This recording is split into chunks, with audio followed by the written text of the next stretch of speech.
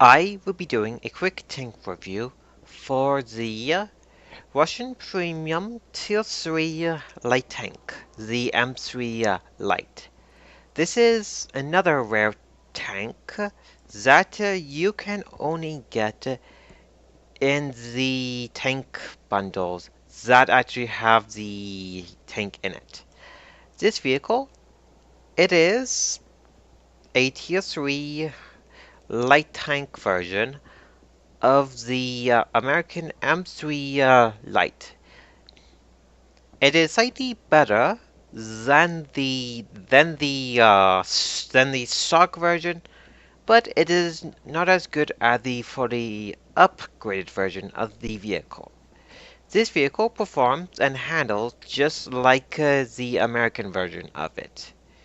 This vehicle, as it is a premium vehicle, you will be getting preferred matchmaking up to tier 4 because you will be needing that due to the gun pen and damage output per a shot.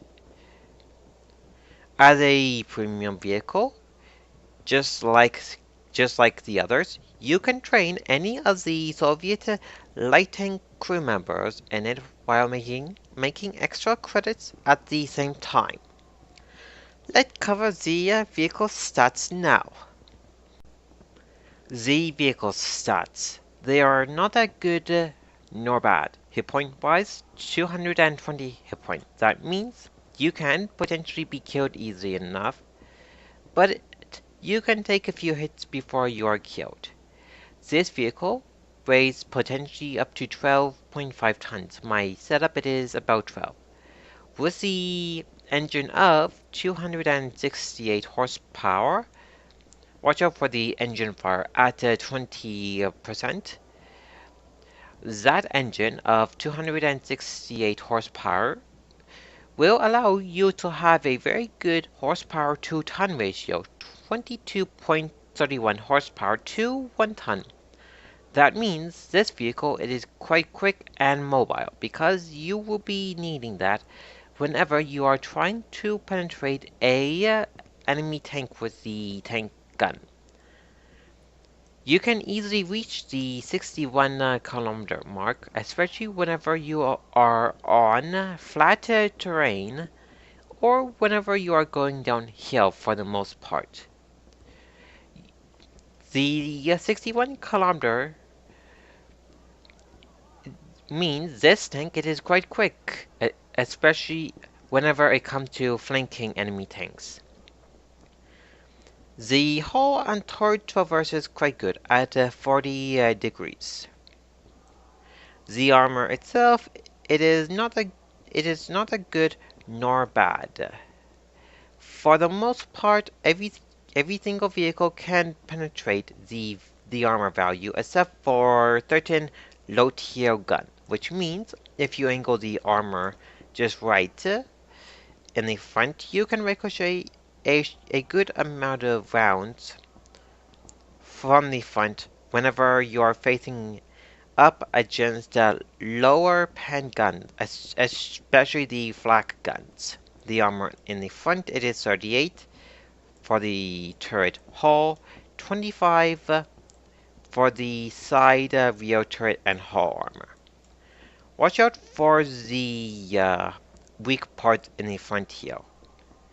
The machine gun part here and the vision parts here.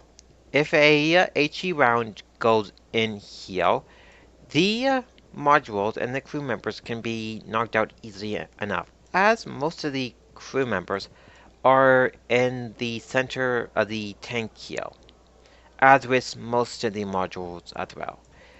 The gun itself, if you want to penetrate the vehicle, you have to flank the vehicle side and rear for the most part, unless if the vehicle armor in the front it is quite thinly armored.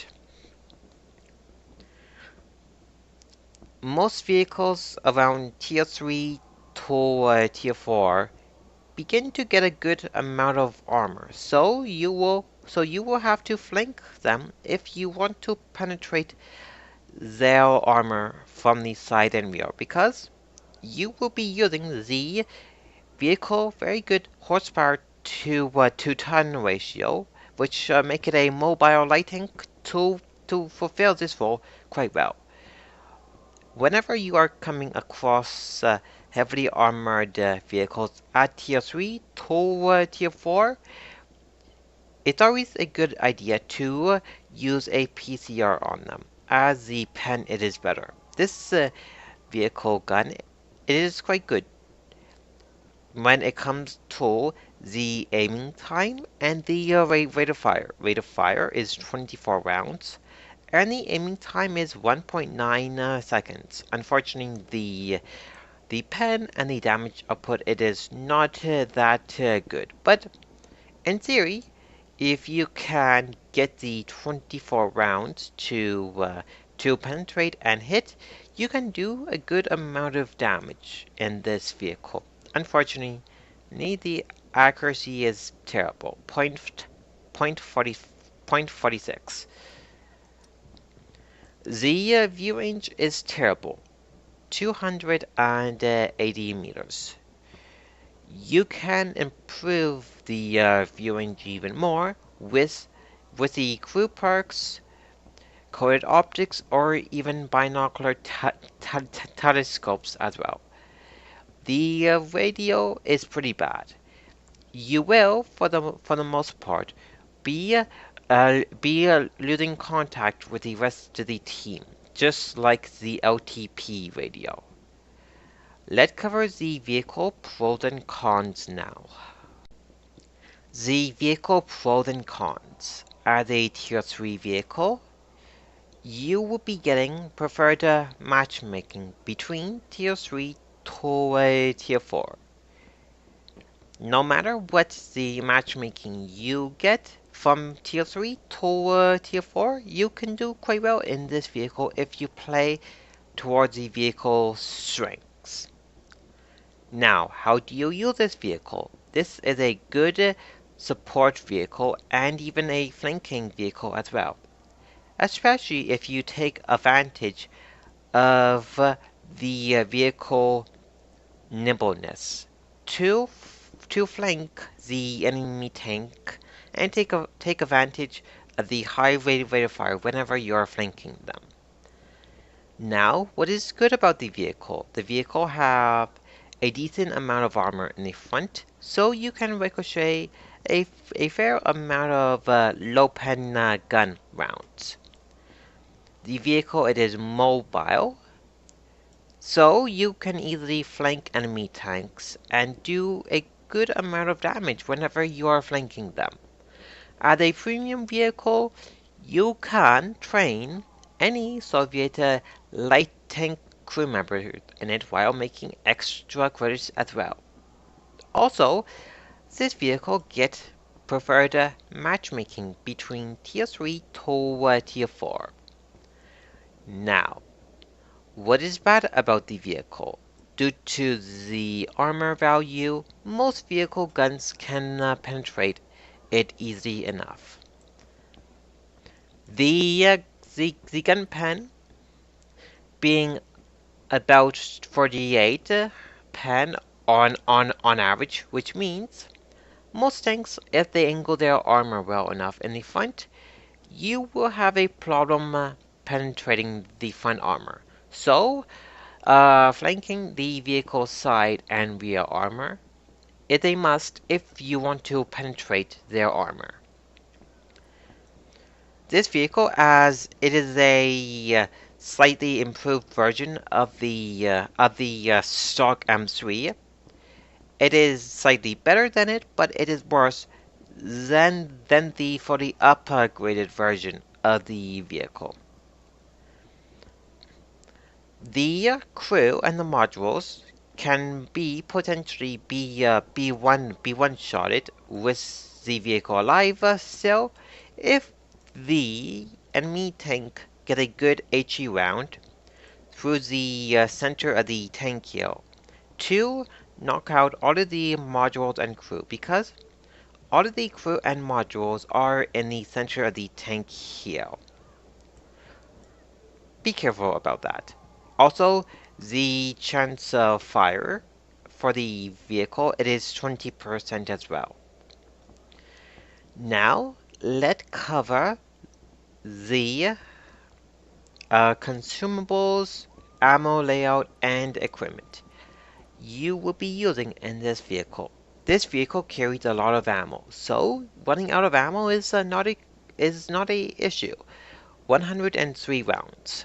The majority of the ammo, I would be using regular armor-piercing rounds, and I would only save the premium armor-piercing composition composite rigid round against heavily armored vehicles between Tier 3 to Tier 4. The APCR round, it is relatively cheap, just like the LTP rounds. 800 credits or 2 gold pieces.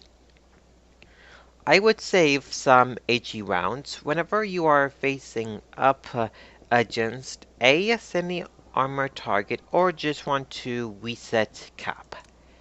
The other consumables that you can use if you want to is a first aid kit, a repair kit, and lastly, it is the governor heal. Remember to turn this on and off whenever need be, because this will actually increase the acceleration rate for the tank, so you can potentially reach the 61 kilometer mark a little bit more quicker while you are using this when it's on. But remember to turn it off when it is not in use, because the engine can be damaged easily enough if it's on too long. Now, let's cover the equipment you will be using in this vehicle.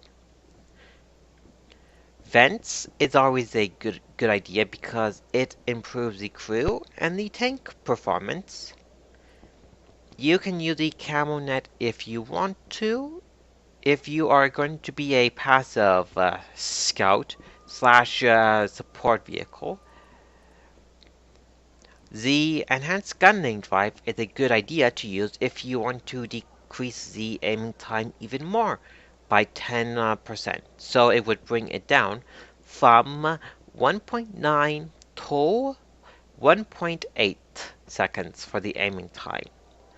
And to increase the view range, determine what type of scout you want to play in the M3 Lite.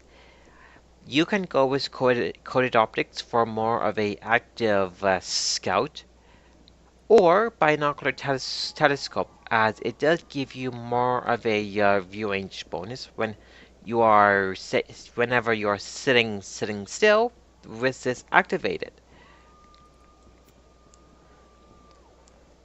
Determine the equipment setup you have for the vehicle.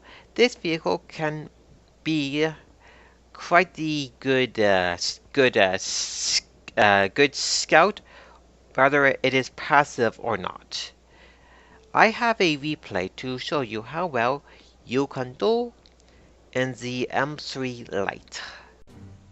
This is a Tier 3 match to show you how well the M3 Lite can perform when it is top tier. Let me speed this up a bit.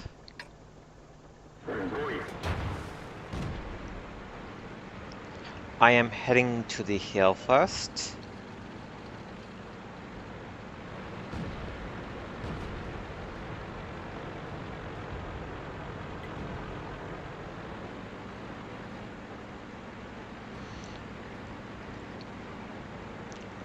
This vehicle, when it comes to climbing hills,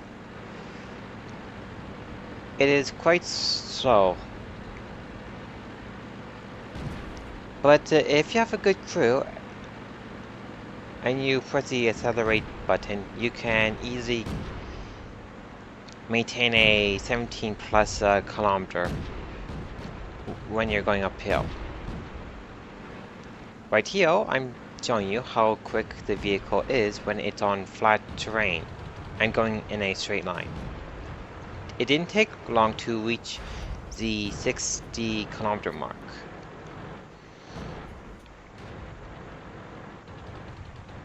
I wait for some backup before I poke out, seeing the M2 have a howitzer on it. Having someone behind me, I am flanking the vehicle now.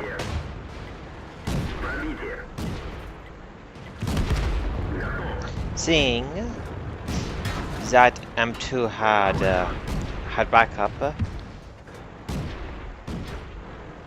I fell back a bit to reload, and I am trying to flank these vehicles while on the move. Right there, the AMX-38, for being a light tank, it have quite the thick armor, so I have problem penning it. Now, shooting the VL inside with a PCR, I have no problem pinning it.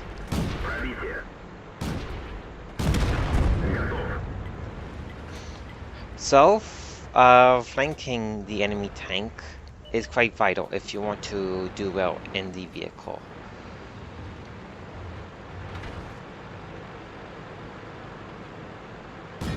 I switched to APC, a regular AP, because I don't really want to waste APTR unless if I have to.